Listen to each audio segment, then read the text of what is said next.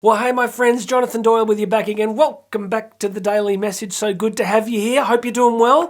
Thanks for taking the time to listen in. Let's get some value into your life. But first, please make sure you're subscribed. Hit that subscribe button and the notification buttons there. And feel free to leave a comment if you like what you're hearing today. And particularly if you want me to cover any topics. Let's do some real coaching in these sessions, right? So if there's something that you're stuck with that you're finding is difficult, tell me what it is in the comments. Or you can email me, my contact details are here, and I'll do a video particularly or a podcast particularly on that topic. So use the comment section. Make sure you're subscribed, and of course you can see here, if you're on the video version, you will see a link coming up to my book, Bridging the Gap. I'm going to give it to you for free. So just hit that link, pop your details in, we'll get that to you. Today, we're going to wrap up our little visit to Imperial Rome. If you've been listening the last couple of days, I've been covering.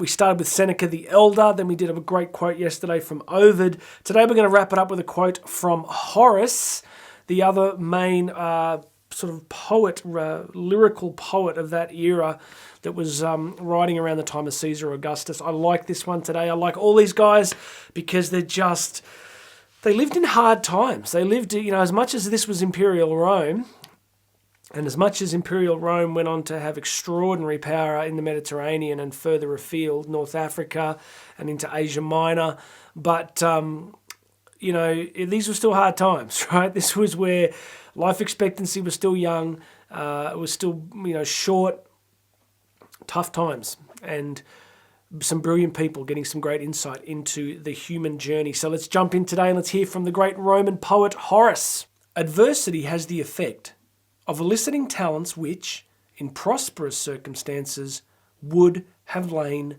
dormant. That is gold. Adversity is going to bring out talents, capacities that would have lain dormant if you'd been in purely prosperous circumstances. Trust fund babies, right? If somebody came up to you and said, hey, you want to be a trust fund baby? We're just going to give you, 50 million or 10 million a year and you don't have to do anything and you can just get a yacht. And, some people go, cool, sounds great. Let's do it.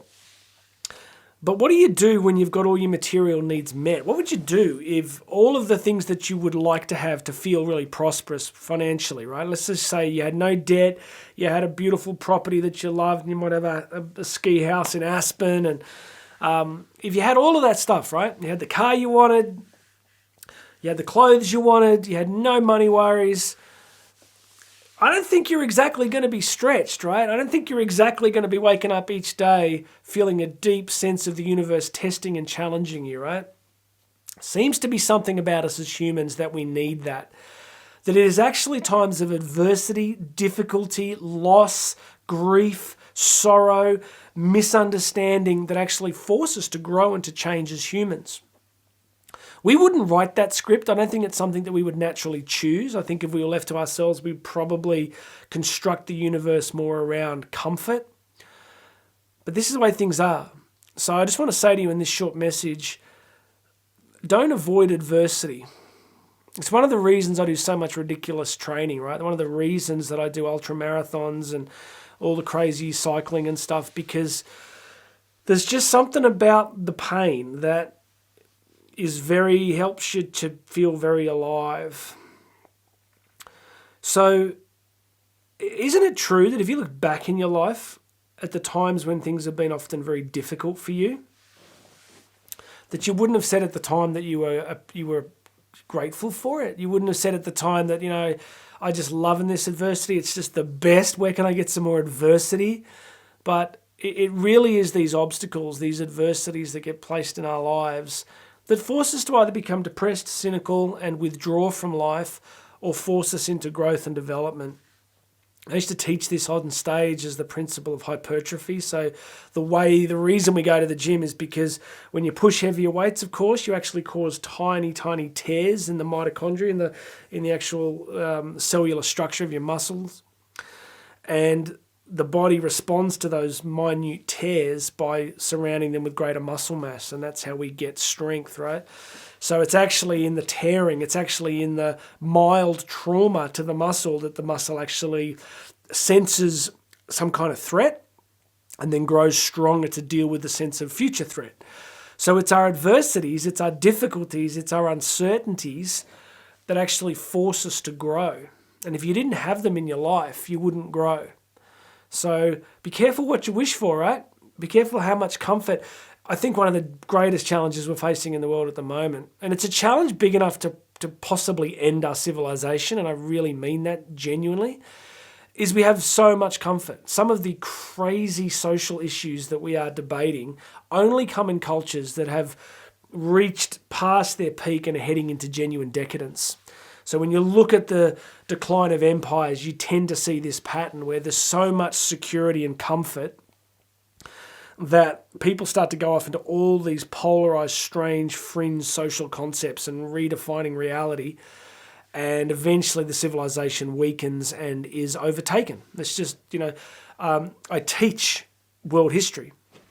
So I'm, got a relatively good understanding of the rise and fall of empires, and there's complex factors, but this is one of them. So we actually need a little bit of adversity. There's a reason we call the people, born, between World War I and World War II, the greatest generation. That's why they were called the greatest generation, was because they lived through the Depression era. So they lived with a lot of scarcity, a lot of lack, which made them frugal and savers. It made them sort of manage finances and money and be frugal with their possessions, and they would look after their stuff, and it built the sense of community, because when you don't have a lot of financial abundance, it's often the community aspect that comes really important. And then they fought the Second World War. So they come back from the Second World War, and then they contribute to a kind of huge flourishing in the developed world, at least right through the 50s and into the 60s.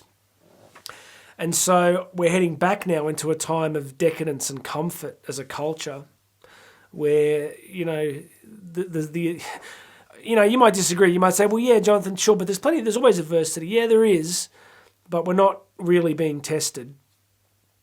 And I don't think we are. I think the level of comfort and distraction we have, it's really like the end of Imperial Rome. It's like bread and circuses. It's wall-to-wall Netflix and social media. And, apart from YouTube now, I have no social media. I just slowly, over a period of a few years, just deleted everything, because it's just distraction, right?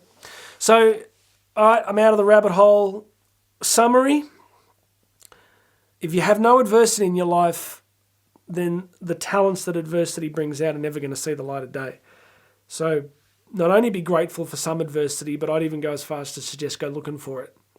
Now, I get it through business, through the hardships of growing a business in difficult economic times. I get it through the training, through the ultra marathons, through the cycling, just from constantly making myself do difficult things when I don't really feel like doing them. So, all right, that's it. Please make sure you're subscribed. Put something in the comments for me and tell me I'm wrong. Say, Jonathan, no, we're not. We've got so much adversity as a world.